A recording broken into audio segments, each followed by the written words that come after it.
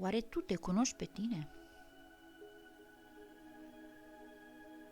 Știi oare cine ești? Cel adevărat sau cea adevărată? Știi oare pentru ce trăiești?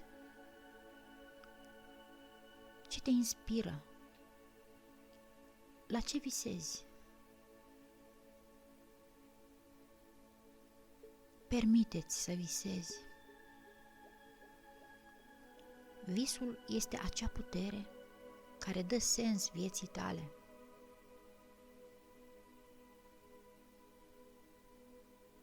Visul este manifestarea activă a talentelor și capacităților cu care te-a înzestrat Creatorul atunci când ai venit pe lume. Ascultă-ți vocea inimii. Ascultă cum bate ritmul la unison cu inima. Visul tău.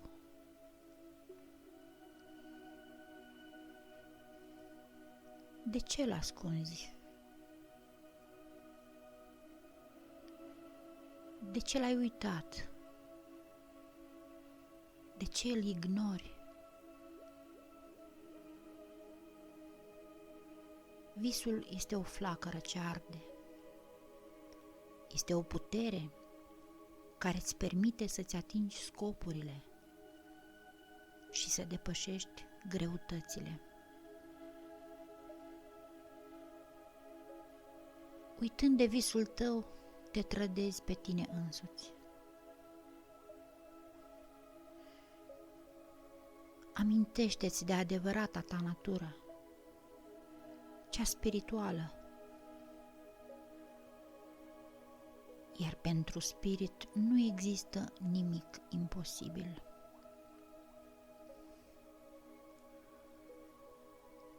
Fă ca viața ta să se umple de sens și de inspirație. Visează. Vrei să auzi un adevăr? Dacă tu nu-ți trăiești propriul vis, asta înseamnă un singur lucru: că tu trăiești în visul altcuiva și prin viața altcuiva.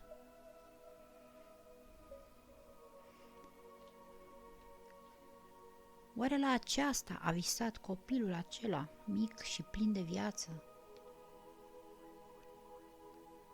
care știa cum este să crezi în tine și să iubești?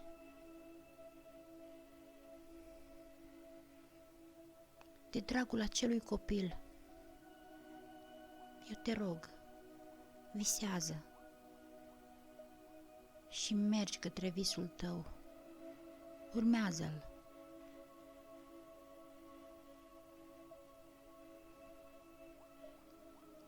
Amintește-ți cum visai atunci când erai copil.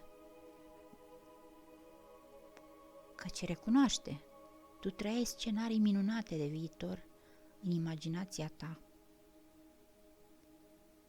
și credeai cu tărie în faptul că acestea se împlinesc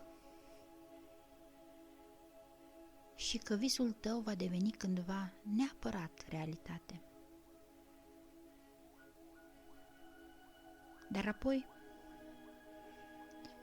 cineva ți-a spus că toate acestea sunt fantezii deșarte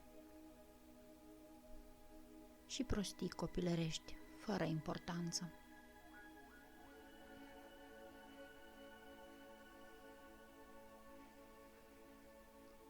Oare nu cumva acel cineva ai fost chiar tu?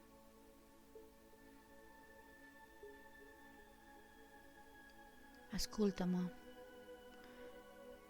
un vis nu poate fi neimportant. Niciodată. Oricare ar fi acel vis, el este al tău, real, autentic, imaginat de tine. ai grijă de el. Identifică-ți obiectivele și mergi în direcția visului tău. Crede-mă, te rog, nu ești născut pentru a fi doar un simplu supraviețuitor în această lume. Sufletul tău a venit aici cu un scop, cu o misiune primită de sus.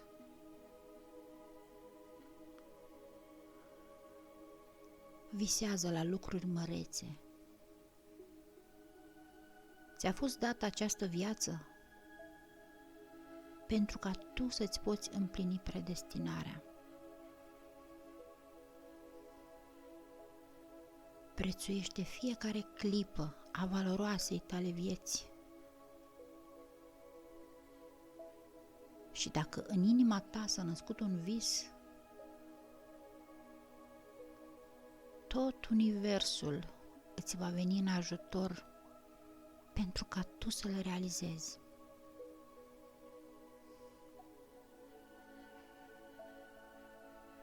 Dezvăluie-ți potențialul. Visează. Așa cum visează copiii. Visează ca și cum nu ai fi simțit niciodată durere, trădare și despărțiri. Visează de parcă nu ai fi trăit niciodată insuccese, căderi și înfrângeri. Nu mai privi în urmă. Trecutul tău a rămas acolo. Crede în tine. Crede în Creator. El este și va fi întotdeauna cu tine. În fiecare minut. În fiecare clipă a vieții tale. Simte iubirea și grija Lui.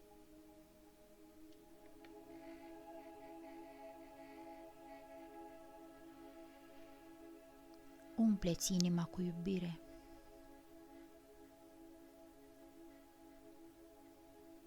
Și fii fidel visului tău.